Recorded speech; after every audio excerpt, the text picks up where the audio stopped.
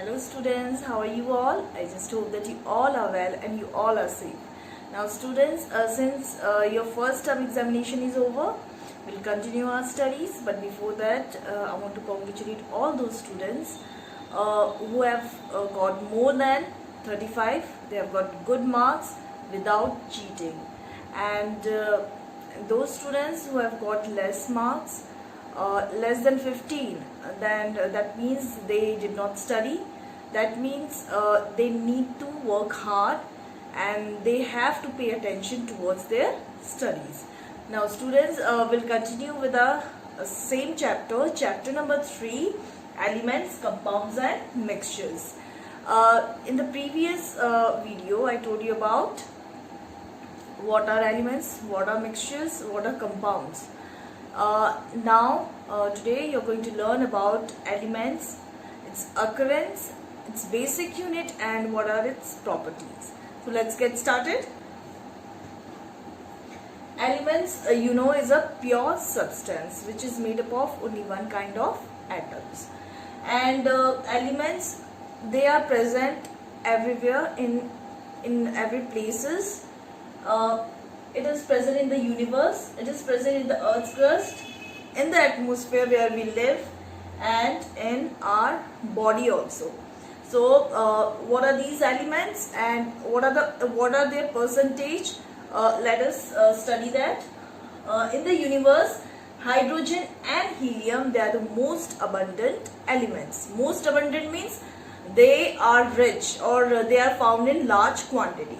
And oxygen, neon, nitrogen and carbon, they are less abundant. That means they are found less than hydrogen, helium. Their percentage is lesser than them. Now, in the Earth's crust, that is in the Earth's surface, oxygen, silicon, aluminium, iron and calcium, they are found, their percentage is higher than sodium, potassium, magnesium, etc. The percentage is 0.5%. Then comes in the atmosphere where we live. So mostly in the atmosphere, what we find? We find gases. So nitrogen, it is 78%. That means in the atmosphere, nitrogen is found, is the most abundant gas in the atmosphere. And then comes oxygen 21%, then argon 0.9%, then CO2 0.03%, and then noble gases, they are the inert unreactive gases. They like your helium, argon, etc. They are 0.9%, and then carbon monoxide, sulfur dioxide, they are also found in traces. Then comes in the human body. That means our human body. In human body, these elements, they are found and their percentage are: oxygen is 65%, carbon is 18%, calcium is 1.5%, hydrogen is 9% and nitrogen is 3%. So these are the elements that are found in different places and their percentage is also different. The basic unit of an element or the smallest particle of an element is atom. Now whatever we see around us is made up of atom. This blackboard, this pen, this book, chair, everything that we see around us is made up of atom. Now this atom, this is the structure of atom, and this atom, it is made up of 3 subatomic particles. What are they? They are protons, neutrons and electrons. The central part, this is the central part of an atom, and this is called nucleus. And this nucleus contains a mixture of protons and neutrons. Protons, they are positively charged particles, and neutrons, they are neutral in charge, they don't have any charge. And then comes electrons. Electrons are the particles that moves around the nucleus in a fixed orbit, and they are negatively charged particles. Now this is the basic idea. You are going to learn in detail about this atom, its structure in the next chapter. And just like solar system, in solar system, what you see, what you observe, that the planets, they move, they revolve around the sun in a fixed orbit. The same way electrons, these negatively charged particles, they revolve around the nucleus in a fixed orbit. Okay. Now students, let us study about the classification and symbols of elements. Now elements, they are classified into metals, non-metals, metalloids and noble gases. Let us study about them one by one. Let us discuss the properties of metals and non-metals, and these are actually the differences between the two. So first point is, metals, they are solids at room temperature, like gold, platinum, silver, iron, etc. And non-metals, they are gases, liquids and soft solid at room temperature. Gases like hydrogen, nitrogen, oxygen, liquids like bromine, and soft solid like iodine, sulfur, etc. Now the second point is, metals, they have shine. Gold, silver, platinum, aluminum, they all have got shine in them. But non-metals, they do not have shine. Metals, they are malleable. Malleable means they can be beaten into sheets. But non-metals, they are non-malleable. That means they cannot be beaten into sheets. Then metals, they are ductile. Ductile means they can be drawn into wires, like copper wires, etc. But non-metals, they are non-ductile. That means they cannot be drawn into wires. Then metals, they are good conductors of heat and electricity, whereas non-metals, they are poor conductors of heat and electricity. Then metals, they have high melting point and high boiling point, whereas non-metals, they have low melting and boiling points.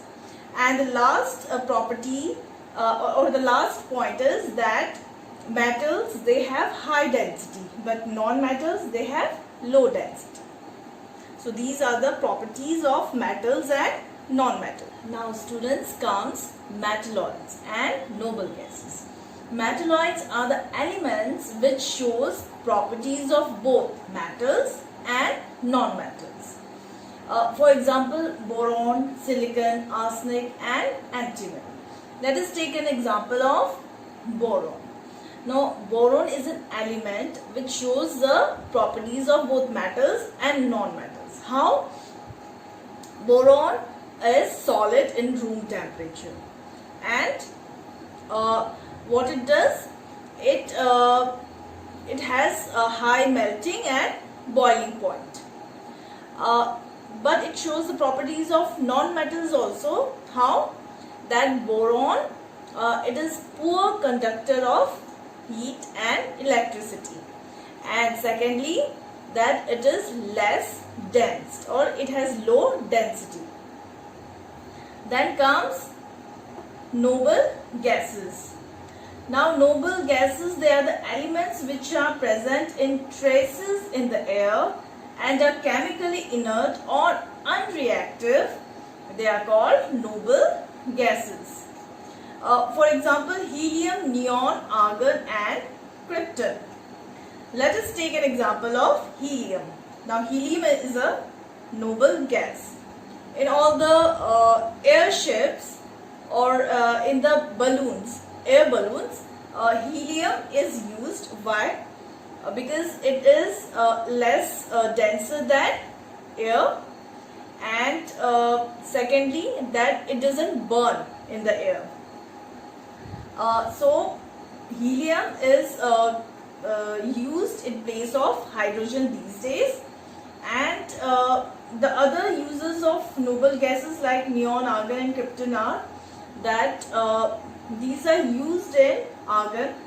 It is used in the filament bulb, and they are used in the signboards also. So these are the uses of noble gases. Now symbol is the abbreviated name of the element. Now symbols, they are derived from the Latin name, or they are taken as the first letter of the element or the first two letters of the element. Let's see how.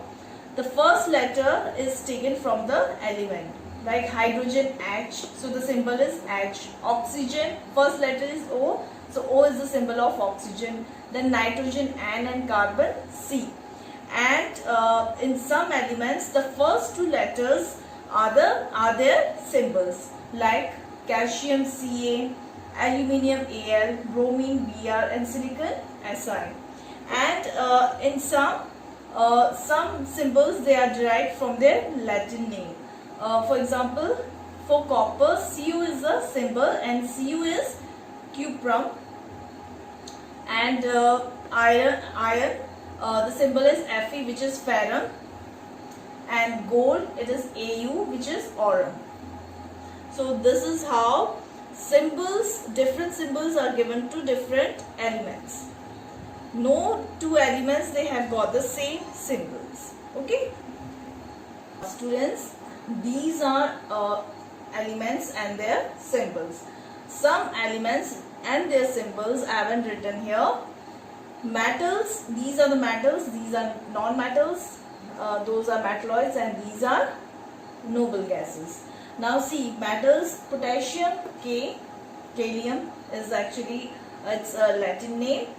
And sodium Na, natrium is the Latin name of sodium, so Na is derived from natrium Na.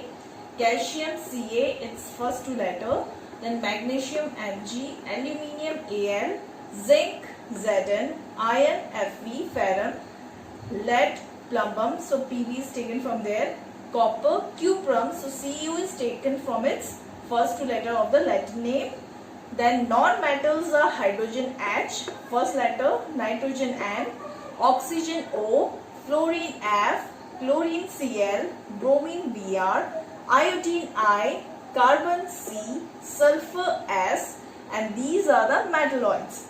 Boron B, silicon Si, germanium Ge, arsenic As, and these are the noble gases. Helium He, first two letters, neon Ne, argon Ar, and krypton Kr. Can we learn these elements and their symbols?